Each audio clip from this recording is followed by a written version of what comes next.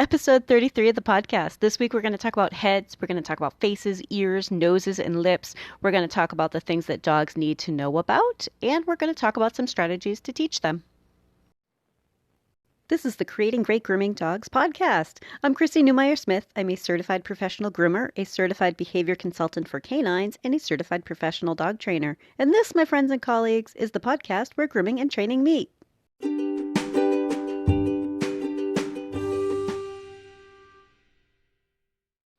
Let's talk about working on dogs' heads. Let's talk about heads, faces, ears, noses, lips. One of the first things an owner will notice about a grooming is the dog's face. And for many owners, actually, the hair in front of their eyes is the signal that the dog needs to be groomed.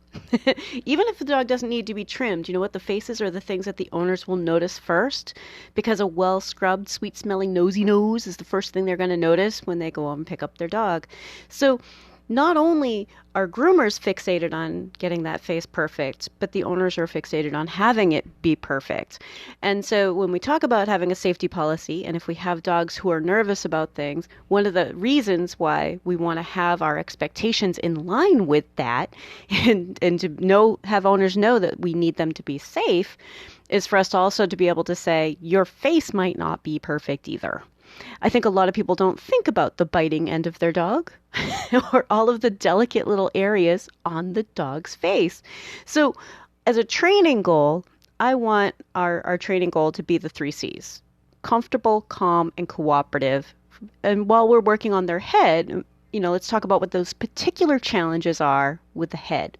So one of those particular challenges is direct and close eye contact. Right? A lot of dogs are uncomfortable with that, but that's something very easy for owners to be working on at home. And it's something that can help a lot for grooming, for vet visits. You think about, we're looking at their eyes, we're looking at their nose, we're pulling at their lips, and we're going to go into all those details. But even just being up close and looking in a dog's eye, for many dogs, is something they are not used to, except for the loving kind of sweet talking, baby talking with their owners, which is fine. I do it with my guys too. I hold their little noses and I do them how great they are and I just love them so much, right? But we can't just leave it at that. We also need to have owners start thinking, okay, now I'm going to look at your eyes and I'm going to look at your head and kind of examine your head and take a look. So even just direct eye contact. Now here's another one: touching and repositioning the head. Because we want to be able to touch them all over. We want to be able to put our hands on them and reposition them. And sometimes you need to lift a chin. Sometimes you need to put a head in a different angle to get inside the ear to really clean it out. Let me explain that better for those who don't know what I mean. But a dog that's extending their neck and has their head kind of pulled up in line with their neck instead of a more natural high neck with their head parallel to the floor, it's really hard to get into their ears if they're pulling their head up and pulling their head back or stretching their neck. So sometimes it's a matter of repositioning and like, okay, can I get you to pull your head back a little bit? Or you have them in the tub and you're trying to lower their nose so that they don't get water in their nose and water in their ears. Like, okay, I need to reposition your head. So repositioning a head and touching it all over, that's another one of the challenges. And it's also, like I said, something that owners can be working on while they're hanging out with their dog. Okay. Lifting and repositioning ears. That's a big one. Even dogs that don't get trimming, that we're lifting their ears, we're making sure they're clean, we're scrubbing, we're rinsing, we're scrubbing, we're rinsing, we're conditioning, we're drying, we're toweling. But when we get in there with cotton, but for the dogs that need to be trimmed, we're often adding clippers. We're doing some fine scissor work on the corners of ears, right there up against that delicate edge. For many breeds, we go right up next to that edge. I want you to think about the Schnauzer ear as a great example of an ear that we usually just take right along the edge, and it's very, very close to the skin. So we need them to be able to feel comfortable with us touching their ears. They need to be comfortable with us touching their mouth. Sometimes we're pulling on lips or putting fingers in their mouth to get that little bit of hair that they slurp into their mouth. And if you're not a groomer, you might not realize that dogs do that. But just trying to get that little bit of hair, thinking in particular of one particular Lhasa that I know that does it all the time. It's like, and that hair's in his mouth, and you're kind of getting your finger in, and you have to almost put your finger in between the teeth and the lip and pull and comb that hair out, and then get your scissors or your clippers and take that hair, all the while trying to keep them from licking you. And I think a lot of owners and trainers aren't necessarily thinking about those tiny, delicate areas and how we reach them. So as a trainer, I want you to think, wow, this is different than what I thought we were doing with heads. Like it's not just a scissors done, right? I wish it was. God, that'd be nice. But that sometimes we're reaching into their mouth. If you think about a poodle face, the classic poodle face that's been shaved, we actually put our finger in the corner of their mouth, in the very corner, and pull that skin nice and tight so that we can run the clipper over without nicking them, without getting into the fold.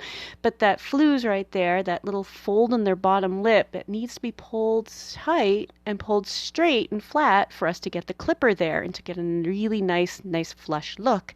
And it's pretty and it's important, but if we don't have a dog who's able to do that yet, we always need to be thinking about the behavior that we need, and that we're going to cut into that more. So that's one of the other skills that we have, is being able to put our fingers in their mouth and touch them and touch the hair on their lips and get them used to that. Get them used to that weird stuff. Because part of what dogs worry about is that stuff's kind of weird. So as owners, we need to be thinking, I need to be able to touch you anywhere, and make it so casual and normal.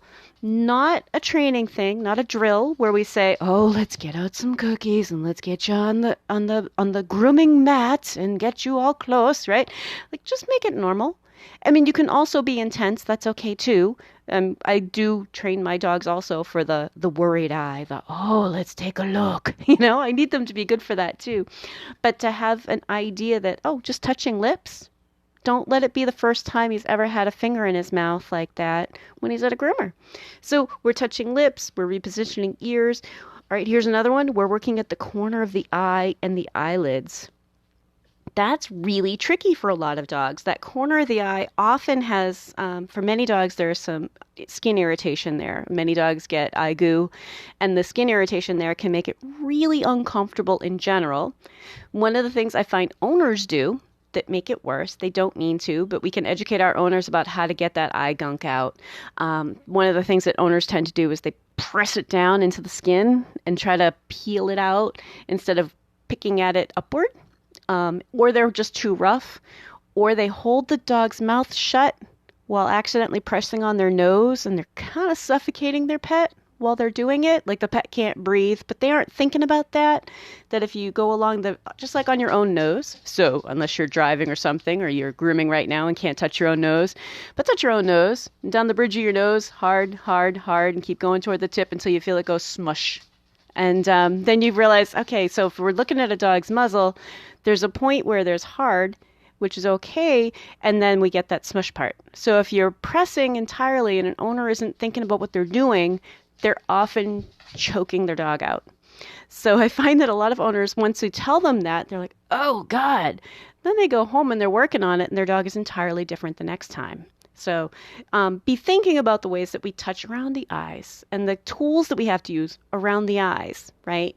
Corners of the eyes, the eyelids, those things are really small areas and really dangerous, right?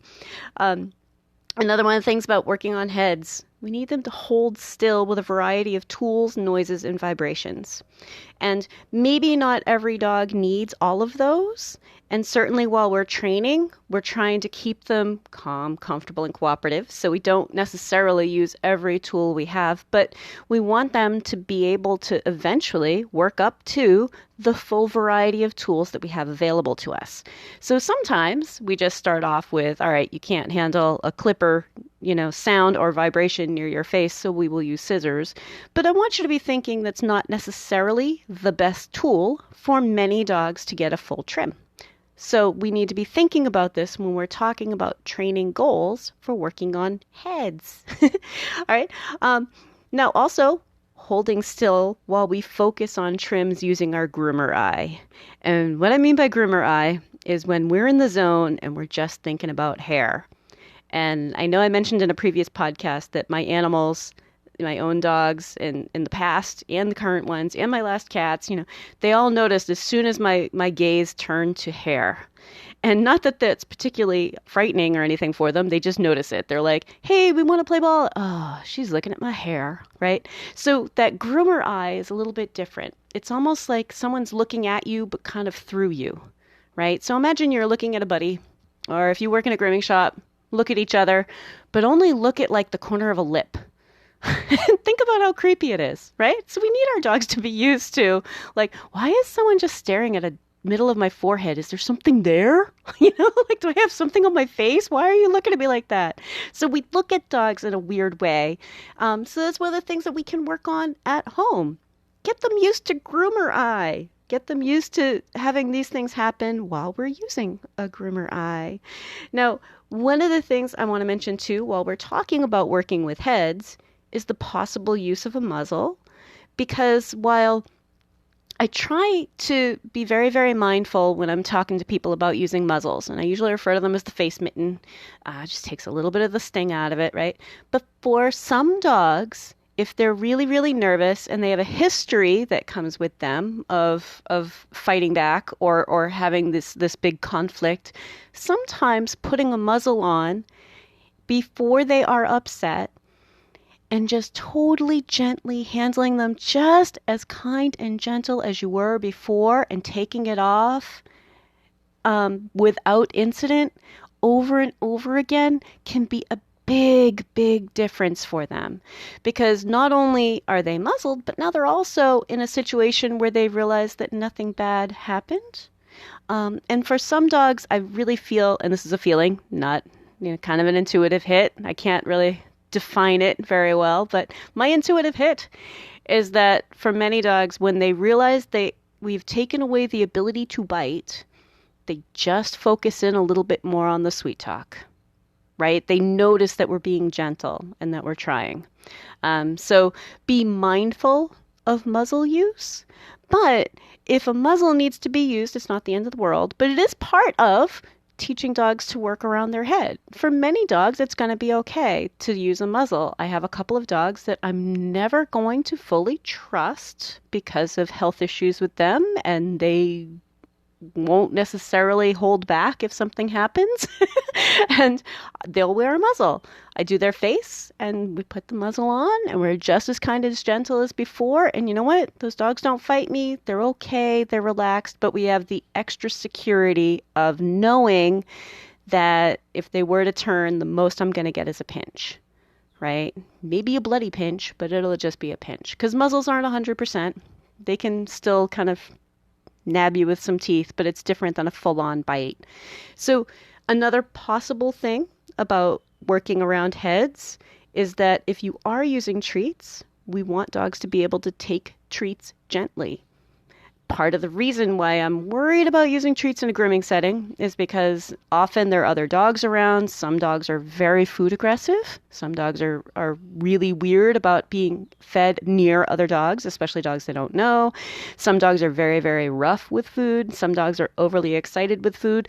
But if food is something you are using, you also need to make sure that they have very, very nice manners with their mouth for using food. Okay, so those are some of the things that we talk about when we're talking about doing stuff around their head. And that's some of the things that dogs need to know about to have their head worked on.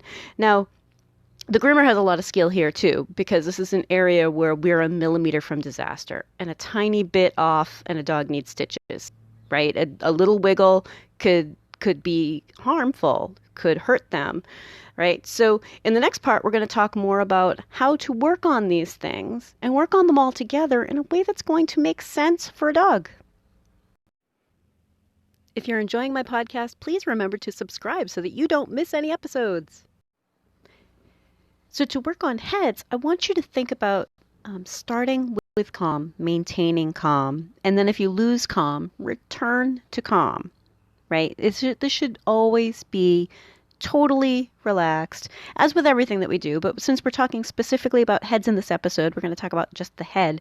But it should be about as interesting as watching paint dry. And when I say that, I mean that we never reach a point where the dog is getting worried. I want you to let go of the need to get it all done in one sitting. And we're going to talk a little bit more about how I start at the beginning with a head, so I don't wait till the end for a couple of reasons, and how we can help the dog get more repetitions, because we don't want to always like try to get it done all at once. And we want to work on heads when we have the dogs focused. And part of how we're going to be able to do that is to let go of the idea that it needs to be perfect. And our safety policy protects us from the stress of getting it done.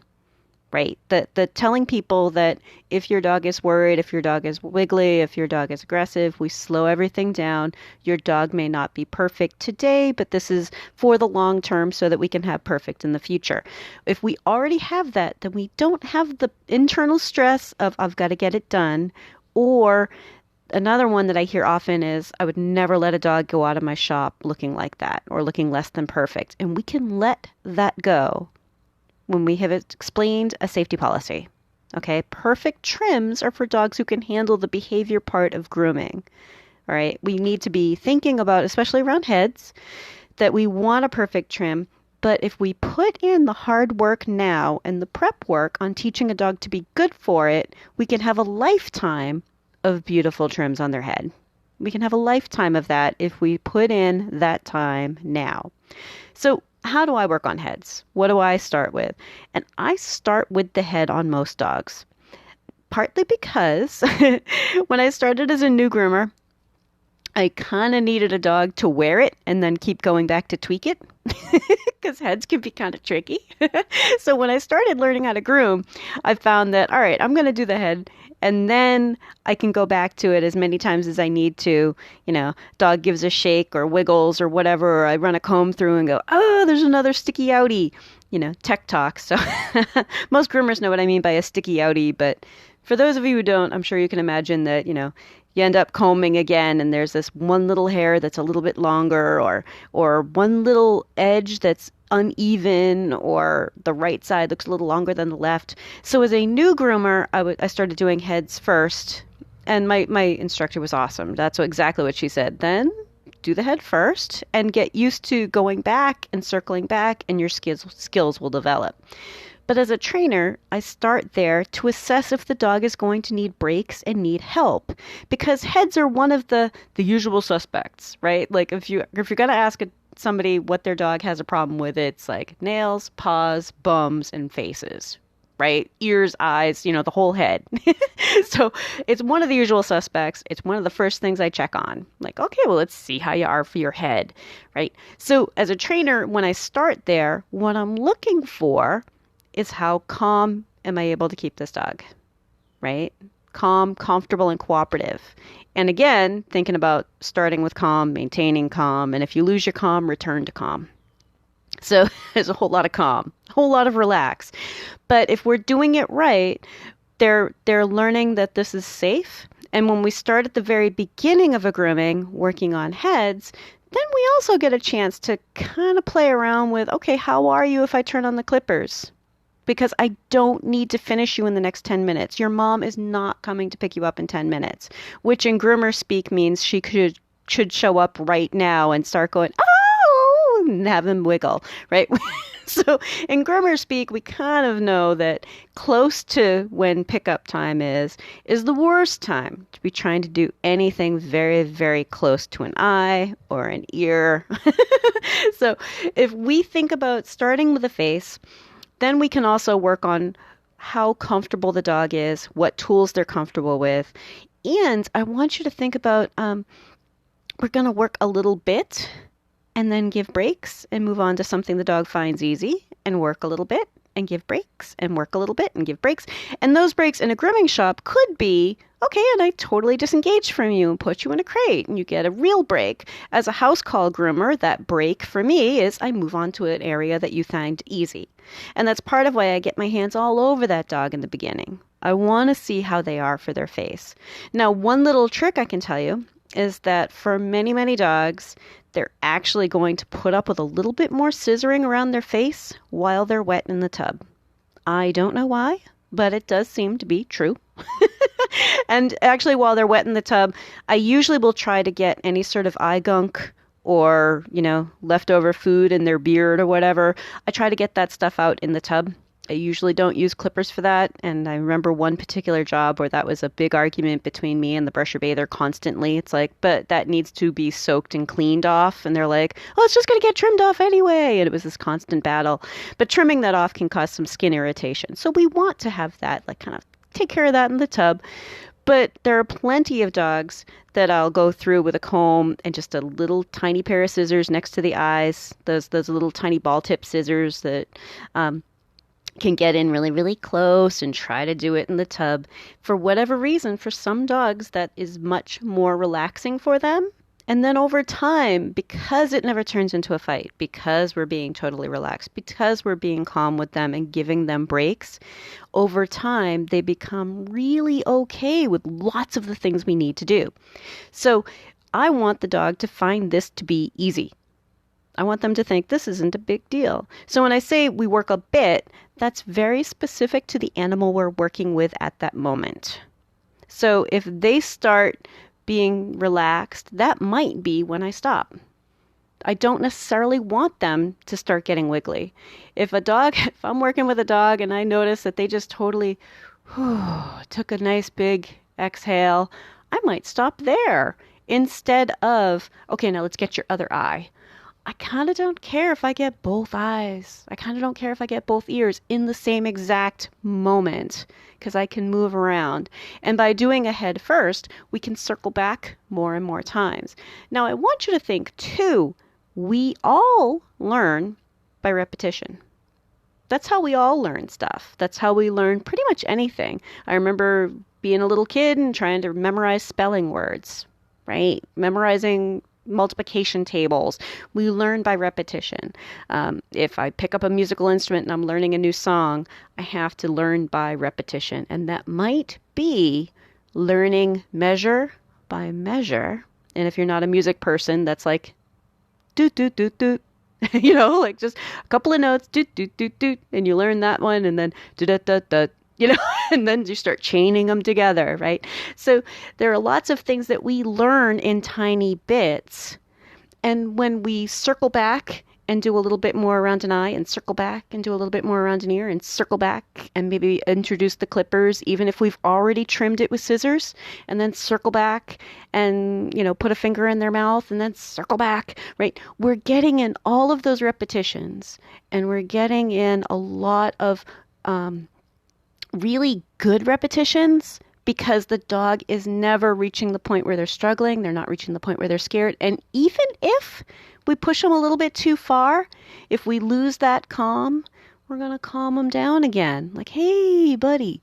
Because again, we're starting off with the stuff that they find difficult and then circling back a bunch so that we don't feel like I've got to get this done. And again, our safety policy helps reduce our stress of getting it done. Our owners are already on board with it. And if they're not, their dog should be prepared for grooming, right? We don't need to put up with dogs that aren't going to be worked on or worked with, or owners who are going to demand perfection on a dog that cannot handle it. We need to put in this investment of time. Now, one of the ways that I describe this to my owners is that because I think we all come from different backgrounds, so I try to come up with as many different versions as I can. But one of the ways I describe this to my owners is this kind of background work and helping them be comfortable with it leads to perfection later. It's like putting up drywall the right way the first time and then putting a nice paint job on it. Because if the drywall isn't up right, and it's not even, and there's anything wrong with it, that paint job is just going to show it, right? Or you didn't use tape on the edges and your paint job bled off to the sides or on a little bit on the floor, right? You think about the prep work for painting a wall or the prep work for putting up a wall. You think about the prep work for learning a song on a musical instrument. You think about the prep work for learning how to play baseball, for example. So t-ball is an example of little kids learning each individual piece before they can really play the game. But they're learning the game. Sometimes we just need more repetitions, and that that repetition is really important. Now, as groomers, we spend a lot of time learning scissoring. Hand scissoring is tricky, and I don't know about you guys, but one of the things I was taught and I circle back to once in a while when I think my skills need to be worked on is just having the scissors in my hand and just practicing kind of going over the edges while I'm watching TV. So I'm like over here, over at the edge of the couch, over at the edge of the coffee table, like scissoring along the edge of a glass. It sounds so stupid, but it's practicing the very precise right next to it. As a trainer, we often work on things like our timing, like see it, click, treat if you're a clicker trainer, or watching video and being like reward there, reward there, reward there, or watching videos of yourself saying, that was the moment. That was the moment. Or watching a video of your dog and realizing that was the moment he caught scent or noticed something, or his ear flicked and it was before the bark happened that you realize, he has noticed that dog, and in the moment I didn't see it there. So there are lots of ways that we all work on little tiny, tiny details to build our skills.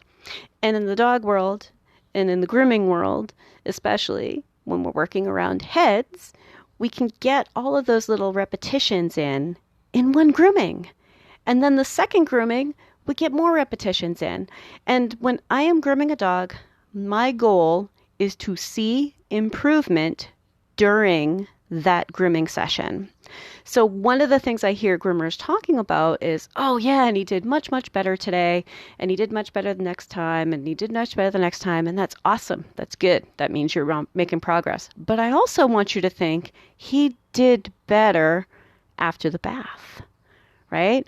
Or he did better when I went to his right eye, or when I circled back and did his left eye again, just for the repetition. Even if the left eye was already done, if I circle back to the left eye again and he's fine. Or if I go and do nails, certainly this is the episode about heads, but if I go back and do the nails and just take the grinder to them again a second time and the dog is like, whew, yeah, okay, right? That's the kind of progress I want you to see during a grooming, during that session, to feel that sense of, this dog is learning right here, right now. And we can get a lot of repetitions in one session, sort of like taking a private lesson with anybody for anything, right? If I took a private lesson for flute, I learn a lot faster than if I'm just on my own trying it, right? Because I get lots of repetition and someone right beside me saying, try it again, try it again, try it again.